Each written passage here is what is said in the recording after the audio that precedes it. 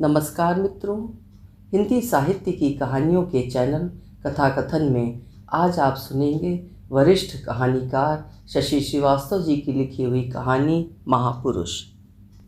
हमारे परिवारों और समाज का चित्रण जीवंत रूप में शशि जी की कहानियों में देखने को मिलता है। कहानी पढ़ते या सुनते समय ऐसा प्रतीत होता है कि ये घटना हमारे आसपास की ही हो। तो सुनते हैं उनकी कहानी महापुरुष। मेरी जुबानी, मैं हूँ सीमा सिंह। लोगों की जुबान पर मरने वाले के गुणों का अनवरत बखान है। उनकी फर्राख दिली और दिलेरी की तमाम गाथाएं हैं, भावुक संस्मरण हैं। कुछ एक की आंखों में दिखावे के ही सही आंसू भी हैं, पर उनके मन में उग्र और वितृष्णा का कुहासा पसरा है। तूफान की आशंका से डरकर दिन दोपहर घोंसले में वापस लौट आए पक्षियों का कोलाहल है। ढोंग और ढकोसलों के चल रहे इस नाटक पर क्रोध की चिंगारियां छूटने लगी हैं उसकी आंखों में। उसका वश चलता तो कभी ना आता यहाँ। पता नहीं मधु को कौन सी घुट्टी पिला दी इस आदमी ने कि वो पीछे ही पड़ गई। फ़ोन पर बहस भी कितनी कर सकता था, हार कर आना ही पड़ा। सोचा था किसी तरह यहाँ का काम निपटा कर अपने घर की राह लेगा, पर भीतर का आक्रोश है कि लाख संयम के बावजूद बिगड़ैल घोड़े सा काबू में ही नहीं आ रहा है। महान पुण्यात्मा थे, एक बोला। हाँ, दानी तो इतने थे कि एक हाथ से देते थे तो दूसरे को पता नहीं चलने देते थे। अपने लाइब्रेरी की सारी किताबें ही नहीं, अपनी लिखी सारी किताबों की सारी रॉयल्टी भी कॉलेज ट्रस्ट में दान दे दी। एक अधेड़ सज्जन श्रद्धा से दोहरे हुए जा रहे थे।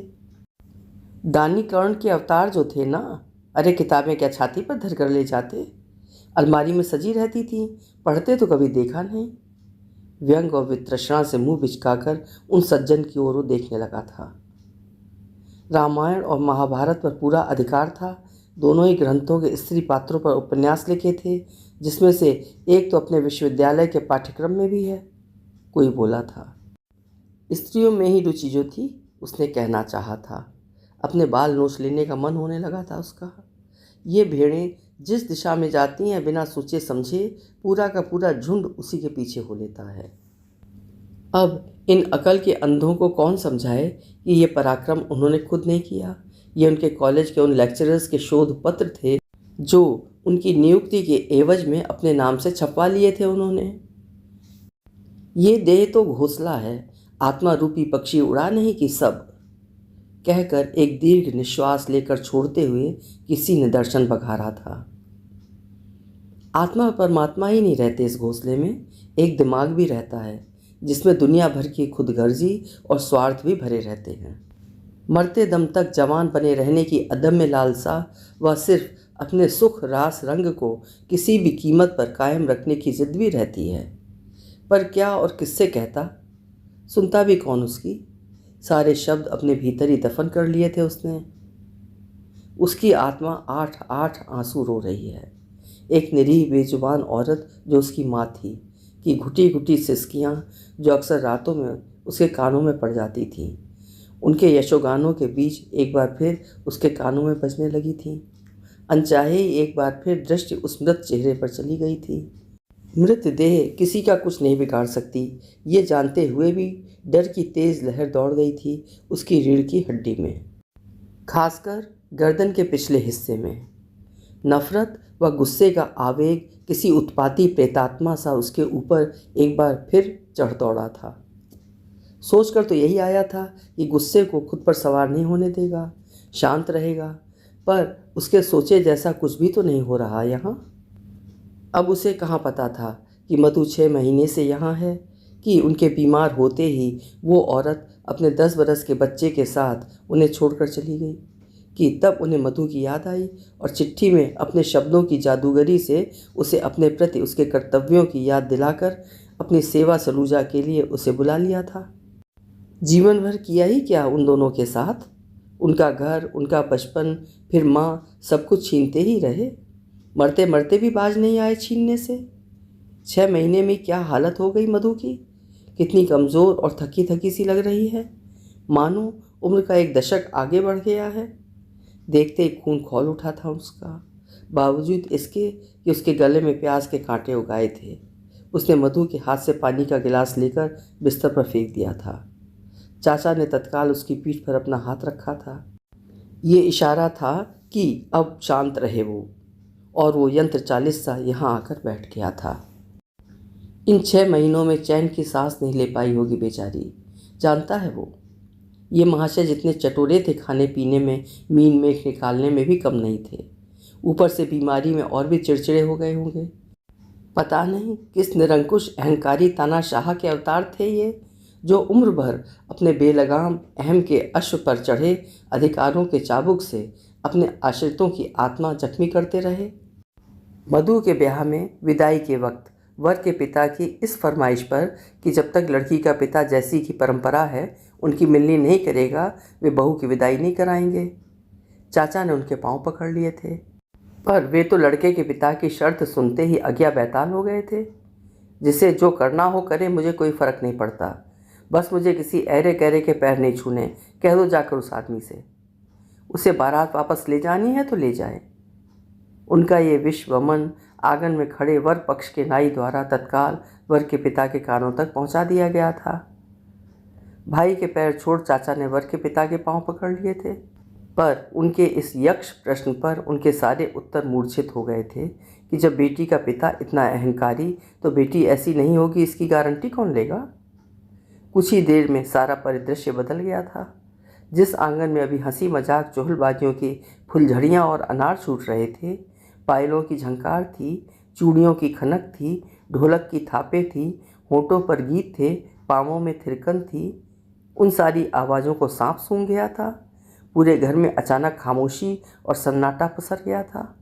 माँ के उजड़े व पथरा गए चेहरे को देखते ही वर्षों से उसके वजूद के साथ चिपकी डर की जोंक उसका साथ छोड़ गई थी। क्रोध और आवेश का लावा शिराओं का लहू खौलाने लगा था। जी तो चाहा था अभी इस सारी भीड़ के सामने इस कद्दावर आदमी को इसके अहम के घोड़े से खींचकर नीचे पटक दे, इसका कद छाँट कर बौना कर दे, ठीक उसी तरह इसकी गर्दन भी दबोच ले जैसी उस दिन। और ये सोचते ही उसके खून में उबाल और तेज हो गया। पर उस उबाल को राह नहीं मिली थी। भीतर ही भीतर उफनते उसने मंडप में लगी फूलों की सारी लड़ियाँ नोच डाली थीं। लुची खुची पंखुड़ियों का ढेर बहन के टूटे सपनों का प्रतिबिंब सा लग रहा था। तब से उसके भीतर गुस्से का ज्वालामुखी सुलग रहा है, जिसे कभी राह नहीं मिली। गुस्सा उतारता भी किस पर? उस निरीह नाना नानी पर, जो अपने घर से निर्वासित उसके बचपन को बनाए रखने की कोशिश करते रहे, या उस माँ पर जो अपने दुर्वासा पति के क्रोधाग्नि में जलकर भी अपने बच्चों को अपने पाँवों पर खड़ा होते देखने की खातिर जैसे तैसे खुद को जिंदा रखे थी, या मधु पर जो उस दिन के बाद से सांस लेने में भी डरने लगी थी। नानी ने कोशिश तो बहुत की कि उस दिन जो हुआ उसमें ऐसा कुछ खास नहीं था, कि ऐसा तो होता ही रहता है, बच्चे जिद करते हैं, शैतानी करते हैं तो मार खाते ही हैं। तेरे नाना भी कम गुस्से वाले नहीं थे, कोई एक बार नहीं कितनी बार तेरी माँ की गर्दन दबा देते थे, पर उनका उसे बहलाने का अभियान उसका डर दूर नहीं कर सका था। जब तक वो डर उसकी नींद की परी के पंख नोच लेता था, वो सोते में कांपने लगता, उसकी घुटी घुटी चीख सुनकर नानी जाग जाती, वो भयभीत हरिण शावक सा नानी के सीने में दुबक जाता। वे प्यार से उसके बालों में उंगलियां फिराती फिराती परियों की, सोन चिड़ैया की, राजा रानी की सुखद जीवन की कहानियाँ सुनाती। वो कहानियाँ सुनते सुनते चुड़ैल के चंगुल में फंसकर मेमना बन गए राजकुमार की तरह कभी न कभी खुद की भी घर वापसी के सपने देखता, नींद परी की नर्म मुलायम गोद में दुबक जाता। तब कहाँ जानता था कि नानी की वे बातें सिर्फ उसके बचपन को बचाए रखने की खातिर थीं। वे नहीं चाहती थीं कि पिता से मिली अवमानना, अवहेलना की कुंठा से उसके व्यक्तित्व का विकास बाधित हो जाए और वो जीवन की मुख्य धारा से छिटक जाए। हालांकि 11-12 बरस की उम्र के बाद कुछ कुछ समझने लगा था। जान गया था कि 8 बरस की उम्र में पिता के एकांत पर अनाधिकार प्रवेश की चेष्टा का परिणाम था उसका निर्वासन। भूला नहीं, आज भी याद है कि अपनी जिस स्टडी में अपने शिक्षक शिक्षिकाओं, छात्र छात्राओं से मिलते थे, उसके आसपास नौकरों के सिवाय घर का कोई सदस्य फटके भी तो कतई सह नहीं था उन्हें। उस दिन जाने कैसे वो उस हॉलनुमा कमरे की खिड़की तक पहुंच ही नहीं गया, वहीं पड़े एक लकड़ी के पटरे पर चढ़कर झांकने भी लगा था। जहां एक औरत के बालों में उन्हें हाथ फिराते देख वो माँ को बताने भागा था कि पटरे खिसकने की आवाज़ से वे जान गए थे। वो कमरे में घुस भी नहीं पाया था कि दूसरे दरवाजे से निकलकर पीछे से उसकी गर्दन दबोच ली थी उन्होंने। उसकी मिमियाहट जाने कैसे माँ के कानों तक पहुँच गई थी। पीछे मधु भी थी, दोनों ने मिलकर उसे छुड़ाया था और उसी पल शायद माँ ने उसके निर्वासन का फैसला कर लिया था। काश माँ पहले जान पाती तो उसे उस प्रतिबंधित क्षेत्र में जाने से रोक लेती और उसे यूं वनवास ना भोगना पड़ता। उस दिन उस इंसान के गुस्से की आग में अकेला वही नहीं जला था, मधु भी झुलस गई थी कि उस भयानक दृश्य को देखने के बाद उसके मन की कच्ची जमीन भी दरक गई थी। खौफ के कद्दावर चूहे ने उस दरार में अपना ठिकाना बना लिया था। वो भीतर ही भीतर उसका बचपन, उसका खिलंदड़ापन खाने लगा था, कुछ इतनी तेजी से कि माँ ने हार कर उसे भी चाचा के साथ भेज दिया था। माँ कहाँ जाती बेचारी, उसे तो उसके पति ने उसकी उपादेयता समझा दी थी कि घर का स्वामी जब तक घर में है उसे कहीं आने जाने की छूट नहीं है। हाँ, गृह स्वामी जब बाहर जाए तभी वो कहीं भी जा सकती है। इतना क्यों सहती हो जिया? जीजा से कुछ कहती पूछती क्यों नहीं? ठीक है, तुमसे लगाव जुड़ाव नहीं, ना सही बहुतों को नहीं होता। कॉलेज में ही रोज़ नई नई अध्यापिकाएं रखते निकालते हैं, उनसे फुर्सत मिले तब ना। खूब चर्चे हैं शहर में, पर बड़े आदमी की बात कौन कहे। खैर ऐसे तो बहुत देखे, पर बच्चों से भी कतई नेह मोह नहीं। ऐसा आदमी तो पहली बार देखा। मौसी की बात पर माँ का आहत उत्तर अभी भी याद है उसे कि फलाने की बेटी पति के घर में खूंटी पर टंगी लालटेन है या बैठक में लगा झाड़ फानूस, ये यहाँ कौन जानता है। हमने जरा भी चूं चपड़ करी तो बच्चों की तरह कहीं हम भी अम्मा बाबू के मत्थे पड़ गई तो बेचारे लोगों को क्या मुँह दिखाएंगे। नाती का तो बहाना है कि अकेले मन नहीं लगता है तो सो रख लिया है। एकादशी के दिन मरे हैं, सीधे स्वर्ग जाएंगे। हाँ, श्राद्ध भी उसी दिन होगा। दो बुजुर्ग आपस में बतिया रहे थे, उसके कान जल उठे थे। यानी अब चाचा उसे पितृपक्ष में पूरे 15 दिन एक सफ़ेद धोती पहनकर पानी देने को भी कहेंगे और एकादशी के दिन 11 ब्राह्मणों को दान दक्षिणा देकर भोजन भी कराना होगा। उफ, कुछ नहीं सूझा तो अपने बालों में उंगलियां फंसा ली उसने। उंगलियों की जकड़न तेज से तेज होती चली गई, इतनी कि पीड़ा से उसकी आंखें छलक आईं। उसने हाथ हटाए तो ढेर से बाल उसके हाथों में चिपक गए थे। पर अभी क्या हुआ है, अभी तो घाट पर उसके पूरे बाल ही। यह सोच मुट्ठियाँ कसता वो नहीं में गर्दन हिलाने लगा कि चाचा ने उसके कंधे पर हाथ रखा और उसे उठने का इशारा किया। वो यंत्र 40 सा उनके पीछे हो लिया और कमरे के दरवाजे पर खड़ी बहन के हाथ से कुर्ता पायजामा झपट कर कमरे के भीतर घुसकर दरवाज़ा बंद कर लिया। 1 घंटे के थका देने वाले यशोगान से कुछ देर राहत मिलेगी, सोचता जैसे ही आगे बढ़ा कि उस कमरे के आंगन में खुलने वाली खिड़की से किसी नवागंतुक, जो शायद कॉलेज के प्रबंधक महोदय थे, को कहते सुना कि कॉलेज ने इन 10 वर्षों में जो भी तरक्की की है उसका पूरा श्रेय डॉक्टर साहब को ही है। यूनिवर्सिटी से लेकर शिक्षा सचिव, शिक्षा मंत्री से निपट पाना ना ही साहिब अर्थात कॉलेज के संस्थापक व पूर्व प्राचार्य के बूते का था और ना मेरे। जिस काम के लिए हम दोनों लोग 3 बरस तक दौड़ते रहे, उनकी अद्भुत नेतृत्व शैली व वाक क्षमता के चलते ही मान्यता का कागज़ आंधी में उड़ते तिनके सा 4 महीने में ही हमारे हाथ में आ गिरा था। अंग्रेजी तो ऐसी धारा प्रवाह बोलते थे कि अंग्रेज भी पानी भरें। उनका कीर्तन जारी था और वो अपने दोनों हाथों में अपने सर को थामे वहीं पड़ी चारपाई पर निढाल सा गिर पड़ा था। कुछ देर में ही कमरे के आंगन में खुलने वाला दरवाज़ा, जो बाहर से बंद था, शायद खोलकर चाचा चले आए थे। चाचा बेचारगी से कुछ देर उसकी ओर देखते रहे, फिर उसके पास बैठते हुए फुसफुसाते से स्वर में बोले, बेटा, यहाँ इनकी ज़िंदगी की किताब के पिछले पन्नों पर क्या लिखा है कोई नहीं जानता। ये तो उस औरत को भी इनकी धर्मपत्नी मानकर उसका भी सम्मान करते रहे जिसके साथ ये बिना शादी के रहने लगे थे, और इनके इस असामाजिक कृत्य की वजह से बिरादरी में हमारी इतनी थू-थू हो गई थी कि आपके लाख चाहने पर भी बिरादरी के किसी काले चोर ने भी आपको अपने कंधे पर हाथ नहीं रखने दिया, और आप किसी अच्छी लड़की से मेरी शादी कर देने का माँ को दिया अपना वचन भी नहीं पूरा कर सके। उसने चाचा की बातचीत बीच में ही लपक ली थी और सूखी सी हंसी हंसता उनकी ओर देखने लगा था। वे दयनीय सी मुद्रा में कुछ देर उसकी ओर देखते रहे, फिर बोले, यहाँ तो कस्बे वालों की निगाह में एक ऐसे महापुरुष हैं जिनकी वजह से उनके बच्चों का उच्च शिक्षा का सपना पूरा हुआ है, जो संसाधनों की कमी के चलते अक्सर अधूरा रह जाता था।